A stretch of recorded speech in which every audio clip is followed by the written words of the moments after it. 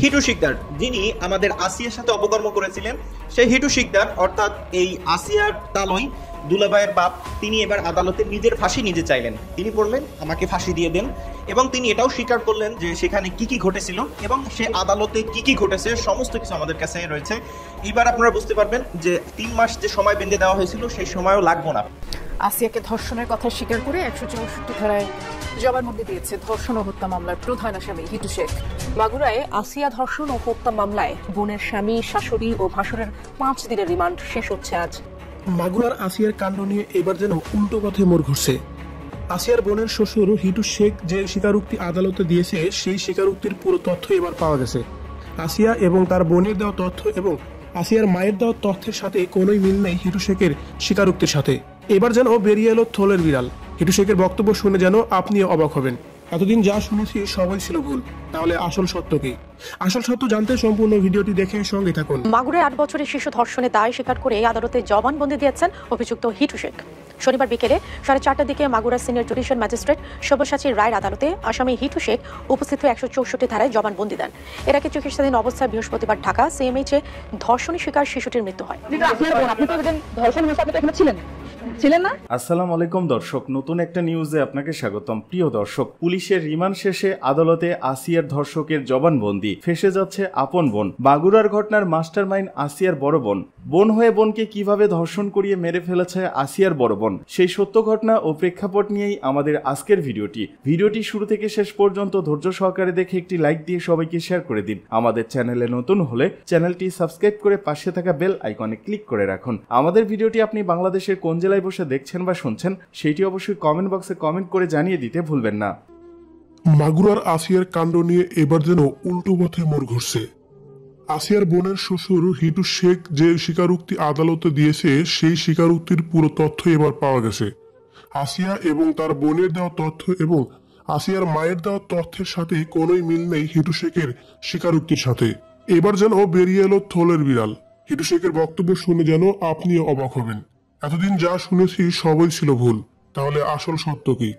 আসল সত্য জানতে সম্পূর্ণ ভিডিওটি দেখে সঙ্গে থাকুন। সেই সাথে ভিডিওটি শেয়ার করে সবাইকে দেখার সুযোগ করে দিন, কারণ আজকের এই ভিডিওটি অনেক গুরুত্বপূর্ণ ভিডিও হতে যাচ্ছে। হিটু শেখ আসিয়ার সাথে যে ঘটনাটি ঘটিয়েছে সেটা কোনো পরিকল্পনা ছিল না। আসিয়ার সাথে যা ঘটেছে পুরোটাই হিটু শেখের নারী খেকো লালসা থেকেই হয়েছে, তাই তিনি আদালতে সবকিছু স্বীকার করে বলেছেন। হিটু শেখের বক্তব্য, মাগুরার সে আসিয়ার সাথে মূল ঘটনা একাই ঘটিয়েছেন তার বোনের শ্বশুর। 6 মার্চ সকালে হিটু শেখের ছোট ছেলের কক্ষে আসিয়াকে একা পেয়ে নিজেকে কন্ট্রোল করতে পারেনি হিটু শেখ, তাই এই জঘন্যতম কাজ করেছে এবং এক পর্যায়ে আসিয়াকে মেরে ফেলার চেষ্টাও করেছেন তিনি। হিটু শেখের নামে যে মামলা করা হয়েছে সে মামলার কথা স্বীকার করেও স্বীকারোক্তিমূলক জবানবন্দিতে এই কথাই জানিয়েছেন মাগুরার সেই আসিয়ার বোনের শ্বশুর। আদালত সূত্র ও পুলিশের তথ্য সংশ্লিষ্ট ব্যক্তিদের সঙ্গে কথা বলে এ তথ্যই জানা গেছে। এদিকে গত শনিবার বিকেলে মাগুরার সিনিয়র জুডিশিয়াল ম্যাজিস্ট্রেট সব্যসাচী রায় এই আসামির 164 ধারায় দেওয়া জবানবন্দির রেকর্ড করেন। তথ্য সংশ্লিষ্ট সূত্রে জানা গেছে, ধর্ষণ মামলার প্রধান এই আসামি জবানবন্দিতে বলেন, 6 মার্চ সকাল 8:20 দিকে তার ছোট ছেলের কক্ষে আসিয়াকে একা শুয়ে থাকতে দেখে ঘরে ঢুকে পড়েন তিনি। এ সময় আসিয়া চিৎকার করলে তার গলা চেপে ধরেন। আসিয়া জ্ঞান হারিয়ে ফেলে।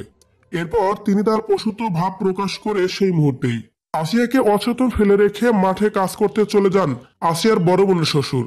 ঘটনার সময় বাড়ির অন্য সদস্যরাও যে যার কাজেই বেরিয়েছিলেন, আর আসিয়ার বড় বোন বাড়ির এক কোণে রান্নাঘরে মুঠোফোনে কথা বলায় ব্যস্ত ছিলেন সে সময়। ঘটনার কিছুক্ষণ পর আসিয়ার বোন ঘরে গিয়ে তাকে অচেতন অবস্থায় দেখতে পান। এ সময় প্রতিবেশী এক নারী ওই বাড়িতে আসেন। তাদের কলহ ও চিৎকার শুনে তারা শিশুটিকে অচেতন দেখে তার মাথায় পানি ঢালেন। খবর পেয়ে বেলা 11টার দিকে আসিয়ার বোনের শাশুড়ি বাড়িতে এসে প্রথমে আসিয়াকে স্থানীয় এক কবিরাজের বাড়িতে নিয়ে যান। সেখান থেকেই না হয় মাগুরা 250 শয্যা বিশিষ্ট হসপিটালে। তারপরে দীর্ঘদিন নিজের সাথে যুদ্ধ করে এই দুনিয়া থেকে বিদায় নিয়ে চিরতরে চলে যান ওপারে। এদিকে তারপর থেকেই পুরো পরিবারের শাস্তির দাবিতে মানববন্ধন, মিছিল এবং কি মানুষের মুখে মুখে শোনা যায় তাদের মৃত্যুদণ্ড যেন কার্যকর করা হয়। অন্যদিকে আজকের এই প্রতিবেদনে হিটু শেখ যে জবানবন্দি দিয়েছে এ বিষয় নিয়ে নিউজ করা হয়েছে প্রথম আলো থেকে শুরু করে বড় বড় পত্রিকাগুলায়। এসব বক্তব্যে বিভিন্ন ব্যক্তি বিভিন্ন কথাই বলছে। কেউ বলছে এটা আইনের মারপ্যাচ, পরিবারের বাকি সদস্যদের বাঁচানোর জন্য এইভাবে স্বীকারোক্তি রেকর্ড করা হয়েছে। আবার কেউ বলছে আসিয়া এবং তার বোন বা তার মা যে কথাগুলো বলছে ওটাই সঠিক। আবার কেউ বলছে মানুষ মারা যাওয়ার আগে কখনোই মিথ্যা কথা বলে না, তাই আসিয়ার কথাই সঠিক। আজকের যে কথাগুলো বলা হচ্ছে এগুলো সবই মিথ্যা ও সাজানো। সো ভিউয়ার্স, হিটু শেখ আদালতে স্বীকারোক্তি দিয়ে সব কথা স্বীকার করে যে সব কথা বলেছে, এই কথাগুলোকে আপনি কি আদৌ সত্যি বলে মনে করেন নাকি পুরোটাই সাধারণ নাটক? অবশ্যই কমেন্ট করে জানাবেন কমেন্ট বক্সে। মাগুরায় 8 বছরের শিশু ধর্ষণের দায় স্বীকার করে আদালতে জবানবন্দি দিয়েছেন অভিযুক্ত হিটু শেখ। শনিবার বিকেলে 4:30টার দিকে Magura senior judicial magistrate Sabyasachi রায়ের আদালতে আসামি হিটু শেখ উপস্থিত হয়ে 164 ধারায় জবানবন্দি দেন। এর আগে চিকিৎসাধীন অবস্থায় বৃহস্পতিবার ঢাকা সিএমএইচে ধর্ষণের শিকার শিশুটির মৃত্যু হয়। আপনি তো যেদিন ধর্ষণ হয়েছে আপনি তো এখানে ছিলেন না? যেদিন ধর্ষণ হয়েছে সেদিন নিয়ে আপনি কিছু কথা বলছেন টেলিভিশনের সামনে, আমরা দেখেছি, সারা বাংলাদেশের লোক দেখছে। তো আপনি বলছেন, একবার বলতেছেন যে আমি ওয়াশরুমে গেছিলাম এই সুযোগে ধর্ষণ হয়েছে, আপনি আরেকবার বলতেছেন যে রুম থেকে বের করে নিয়ে ধর্ষণ করছে। এই নিয়ে আরো জানাতে সরাসরি যুক্ত হচ্ছেন আমাদের সহকর্মী পঙ্কজ রায়। পঙ্কজ, জবানবন্দিতে কি বলছেন হিটু শেখ, আর মামলার তদন্তের অগ্রগতি সম্পর্কে কোনো তথ্য রয়েছে কিনা আপনার কাছে, বিস্তারিত জানাবেন। ধন্যবাদ জেসিকা। আজকে বিকাল 3:30টার দিকে পুলিশের একটি উচ্চ পদস্থ কর্মকর্তা গাড়িতে করে আসিয়া ধর্ষণ মামলার 1 নম্বর আসামি হিটু শেখকে মাগুরা চিফ জুডিশিয়াল আদালতের সব্যসাচী রায় সিনিয়র জুডিশিয়াল ম্যাজিস্ট্রেটের আদালতে উঠানো হয়। এখানে পুলিশ যখন তাকে আদালতে উঠায় তখন হিটু শেখ 164 ধারায় তার জবানবন্দি স্বীকারোক্তিমূলক জবানবন্দি কোর্টে পেশ করেন। আপনাকে জানিয়ে রাখা ভালো, মূলত আজকে সরকারি ছুটির দিন হলেও আজ শনিবার 15 মার্চ সরকারি ছুটির দিন থাকলেও মবের আশঙ্কায় পুলিশ বিকাল 3:30টার দিকে পুলিশ তাকে কোর্টে উঠায় এবং কোর্ট থেকে তার স্বীকারোক্তিমূলক জবানবন্দি নেয়। এর পূর্বে আপনাদের মাধ্যমে জানিয়ে রাখি, গত 10ই মার্চ মানে প্রচলিত প্রথা ভেঙে রাত 12টার পরে এই 4 আসামিকে, এই ধর্ষণ মামলা 4 আসামিকে কিন্তু গভীর রাতে আদালত উঠানো হয়েছিল, যেখানে পুলিশ তাদের রিমান্ড চেয়েছিল, যেখানে 1 নম্বর আসামি হিটু শেখকে 7 দিন এবং অন্যান্য 3 জন আসামিকে 5 দিন করে রিমান্ড মঞ্জুর করা হয়েছিল। এরই মাঝে আজকে বিকালে কোর্ট সূত্র থেকে আমরা জানতে পেরেছি যে তাকে সে জবানবন্দিমূলক স্বীকারোক্তিমূলক দিয়েছেন। এদিকে আমরা জেলা পুলিশ থেকে এখনো কোনো সঠিক বক্তব্য পাইনি, তবে মাগুরা জেলা আইনজীবী সমিতির সাধারণ সম্পাদক শাহেদ হাসান টগর আমাদেরকে এই তথ্য নিশ্চিত করেছেন। আপনি আরেকবার বলতেছেন যে ধর্ষণের সময় আমি ঘুমাইছিলাম, আমি কিছু ঠিক পাইনি, আসলে কোনটা সঠিক? আমি তো এটাই বলি না, আমি বলছিলাম আমি ঘুমাইছিলাম, যখন বাথরুমে উঠছি সেই সময় দেখি যে ওইখানে পড়ে রয়েছে। এটাই বলছি।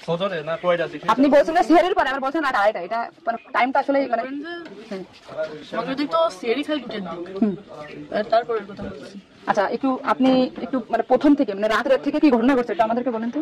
প্রথম রাত থেকে সব ঠিক ছিল, তিনজন ঘুমাই গেছিলাম, 8টার দিকে ঘুমাইছিলাম আমি, জামাই আর আমার বোন। আমার বোন হচ্ছে আমার পাশে ঘুমাইছিল। তা আমি জানতাম না যে ওর সাথে রুমে গেলেন।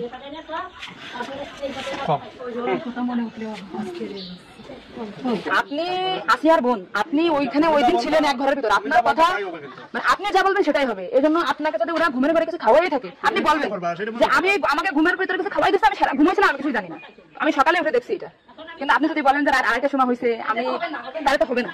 আপনার কথা শোনার জন্য বাংলাদেশের লক্ষ লক্ষ মানুষ অপেক্ষা আছে যে আপনি আসলে যেখানে ছিলেন, আপনি যেহেতু বোন, আপনার বাড়ি যে হয়েছে ধর্ষণটা, সেহেতু আপনি তো মানে জায়গায় ঘরে ছিলেন, আপনি যা বলবেন সেটাই হবে। কিন্তু আপনি যদি এরকম ভুলভাল কথা বলেন তাহলে আমরা আলাদা বক্তব্য দিতে আমাদের এখানে জানতেছে না টোটালি কিন্তু তাহলে আপনি তো কি মাগুরা নিউজে আছেন না? আমি আছি মাগুরা নিউজে, আমি দৈনিক ঘড়িটাকে কাদের সাথে মিল না রাখে আসলে আপনার আপন বোন, বিষয়টা সেইভাবে আসলে বলতে হবে। আর এখানে যে আপনি আপনার স্বামীরে বাঁচাই দিলেন বা আপনার শ্বশুরে বাঁচাই দিলেন এরকম না, কিন্তু এতটা সহজ হবে না। কিন্তু বরঞ্চ আপনারই, আপনি যদি তাল্টুপাল্টু কথা বলেন, বিবাদ কিন্তু আপনার, বিবাদ কিন্তু আপনি ঘুরে বেড়াচ্ছেন, এটা ঘুরে বেড়াইতে পারবেন না, আপনিও কিন্তু ওদের সাথেই যুক্ত হইতে হবে আপনার। তার মানে উনি একবার বলতেছে কি জানেন, আমি টয়লেটে গেছিলাম তখন ধর্ষণ হয়েছে, একবার বলতেছে আমি দিতে আসছি, বারে বারে আপনাদের কাছে আসছি শুধু ওই একটা কারণে। কিন্তু মানে আপনি আপনাকে যদি খাওয়াই থাকে আপনি বলেন যে আমার খাওয়াইছে, আমি কিছু জানি না, সকালে উঠে দেখেছি আমি এই অবস্থা। কিন্তু আপনি যদি টাইম উল্টো পাল্টা বলেন তখন তো মনে করেন আমাদের বাংলাদেশের লোকের, আপনি সকালে আপনার ঘুম ভাঙছিল কয়টায়, মানে যখন আপনি দেখছেন আপনার বোন তখন কোথায় ছিল? খবর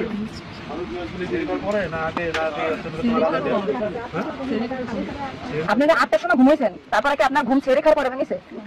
তার ভিতরে আপনি কিছুই জানেন না। আপনি এটা সুন্দর করে এখন দেখুন বললেন, কিন্তু মাঝে যে কথাগুলো বলেছেন এগুলো তো আসলে আপনি রিল্যাক্স হন, আপনি রিল্যাক্স বলেন। এই আপনার ভাই, এগুলো আপনার ভাই, আমরা আপনার বোন। আছে আমার বোন, আছে আমাদের বোন। আমি নিজে একজন আছি। আপনি যদি এই কথা উল্টো কথা বলেন, আমরা বাংলাদেশের লোক তো ডিপ্রেশনে চলে যাচ্ছি আপনার কথাই। রাত্রে আপনার ঘুমের ওষুধ খাওয়াই দিছে, খাওয়াইছে আপনার কে মনে হয়? কে খাওয়াইছে আপনার ঘুমের ওষুধ? আপনার শ্বশুর না আপনার স্বামী? আপনার শাশুড়ি। খাওয়ার সময় তো আমি আর আমার শাশুড়ি ছিল। আচ্ছা, আপনার কি মনে হয় আপনার যেহেতু আপনি ওই বাড়িতে আপনার সংসার করছেন, আপনার মনে হয় কে খাওয়াইছে আপনাকে? মানে আপনার শাশুড়ি না আপনার শ্বশুর হতে পারে? আমার শ্বশুর তো খাওয়ার সময় থাকে না, আমার শাশুড়ি তো থাকে। তাহলে আপনার কি মনে হচ্ছে আপনার এই ঘুমের ওষুধ আপনার শাশুড়ি খাওয়াইছে? কিন্তু আপনার শাশুড়ি যদি খাওয়াই থাকে তাহলে ধর্ষণটা আপনার শ্বশুর কিভাবে করলো? মানে ওনারা তো সবই জানে। আপনি কি এটা কখনো কি আমিদের সামনে বলছেন যে তাই তো আপনার শাশুড়ি 3 দিন বাইরে থাকার কথা না? সবাই তো উনি আসার কথা। আপনি কি এটা আমাদেরকে জানাইছেন? সোশ্যাল মিডিয়াতে জানাইছেন? শুনুন, আজকে আমরা হয়তো জানতে পারলাম যে আপনার ঘুমের ওপর যে খাওয়াইছে বা ওষুধ খাওয়াইছে এটা আপনার শাশুড়ি খাওয়াইছে। তাহলে এটা পরিকল্পিত না, মানে পরিকল্পিত ছিল ওদের আগে থেকে। আপনার মানে ওইটা আমার সাথে অর্জন আছে, আমার সাথে মানে আপনার শ্বশুরের বা আপনার শাশুড়ির আপনার সাথে কোনো কিছু রাগারাগি বা কোনো কিছু আছে নাকি? বা কোনো টাকা পয়সা চাইছিল দেননি, এরকম একটা ক্ষোভ বা আগের কোনো কিছু আছে নাকি আপনার সাথে? আমাদের কাছে আসিয়া আপনাকে কি বলছিল যখন আপনি তখন আপনি কি বলেছেন?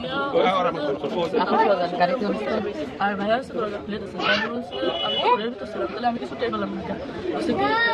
আমার ঘরের বাইরে এরপর থেকে তো আসিয়ার জ্ঞান না, মানে ওইটুকার সময় ও অস্থির যাচ্ছিল, আর আমার কাছে 10 আমি 10 থেকে আমি শুধু ওনার একটা ভিডিও দেখে আসছি যে উনি উল্টো কথা বলতেছে। এই সঠিক কথাটা বলেন। আমরা আটটার পর আমি ঘুমাই গেছিল, আর বোনও আমার সাথে ঘুমাই গেছিল। তারপর এর মধ্যে ঠিক পাইনি, কিন্তু ওইটাকে সেরি খাওয়ার জন্য সবাই ডাক দেয়, কিন্তু সেরি খাওয়ার জন্য কেউ ডাক দিচ্ছিল না। একদম সেরি খাওয়া উঠছি, সকাল হবে সেই সময় যেতে পড়ে রয়েছে, দরজা খোলা ছিল। তা আমি ওটা বাথরুম থেকে দরজাটাকে ওটা উঠেছি, খুলে সেটা রাখছি। জ্ঞান ছিল না, ঘুমাই পড়ছিল জানি না, কিন্তু না লাগার কারণে জেনেছিল। সেটা করছে, তারপর আমার অনেক কষ্ট হচ্ছে আর জ্বালা করে করতেছে। আমি বলছে ফ্লোর করে পড়ে রয়েছে, এর জন্য ওটা রেখেছে। তারপরে ও ঘুমাইছিল না কি জানি না, ওটা চুপ করে ঘুমাই পড়ে। তারপরে আমি ঘুমাই গেছিলাম, সকালে ভোরে 6টার দিকে কাঁদতেছিল আর বেগে বেগে নিঃশ্বাস নিচ্ছিল। তারপরে আমি বলছি কি হয়েছে তোর? এরকম কাঁদতেছিল রাত্রেও, আবার মনোরম করতেছি, সাতপাকে রাধে যাচ্ছে। ও তারপরে মানে এরকম করছে, আর ভাইয়া দরজা খুলে দিছিল। আমি বলছি আমার এই ঘরের ভিতরে হলে আমি তো কিছু টের পেলাম না, বুঝতে আমার ঘরের বাইরে। আপনাকে একটা ছোট প্রশ্ন করি, কিন্তু আপনি এর আগে টেলিভিশন থেকে আপনি যখন এসে আপনি বলছেন যে রাত 8 এর দিক হয়েছে আনুমানিক, তারপরে এই হয়েছে, আপনি মানে এই মাঝের কথা বলতে আপনি জানেন না। সুন্দর, এখন আপনার কথা ভালো লাগছে, আপনাকে থ্যাংক ইউ। এটা মাঝের যে কথা বলেন এগুলো আপনি কেন মানে ভয়ে বলছেন নাকি ওদের বাঁচানোর জন্য বলছেন? মানে কথাগুলো যে বলছেন এটা আপনাকে শেখাই দিয়েছেন নাকি আপনি নিজের থেকে বলছেন? তাহলে আপনি নিজের থেকে মাঝের যে কথাগুলো আপনি স্কিপ বলছেন, এটা তো আপনার বলা অন্যায় হয়েছে। তাহলে আপনি নেক্সট টাইম, মানে আমরা খুব মানে আমি আপনার ভিডিও 100 বার দেখেছি, 70 কেন না, আসলে এখানে 10 থেকে আসছি, আপনার বাড়ি গেছিলাম আমি, ঠিক আছে? সবকিছু উল্টো পাল্টে গেছে, এক কোথায় মানুষ সবসময় বারবার জিজ্ঞেস করে মাথার ভিতরে। আচ্ছা ঠিক আছে আপু, শোনা, আপনি নেক্সট টাইম থেকে আপনি এই সঠিকটা মানে এই যে ঘুমিয়েছিলেন সকালে এটা হয়েছে, আপনি এটা বলবেন। মানে মাঝের কথাগুলো আপনার এক্সট্রা বলার দরকার নেই, বললে আমরা বিভ্রান্তি হয়ে যাই, ঠিক আছে? দেখ এখন বুঝলেন তো কাহিনী। 164 ধারায় স্বীকারোক্তিমূলক জবানবন্দি দিয়েছে প্রধান অভিযুক্ত হিটু শেখ। গতকাল বিকেলে মাগুরা সিনিয়র জুডিশিয়াল ম্যাজিস্ট্রেট আদালতে হাজির করা হয় তাকে। আদালত তার জবানবন্দি নিয়ে পরবর্তী আইনি ব্যবস্থা গ্রহণের নির্দেশ দেন। সম্প্রতি মাগুরায় 8 বছরের শিশু আসিয়াকে ধর্ষণের পর হত্যার চেষ্টা করা হয়। গত বৃহস্পতিবার ঢাকার সম্মিলিত সামরিক হাসপাতালে মারা যায় শিশু আসিয়া।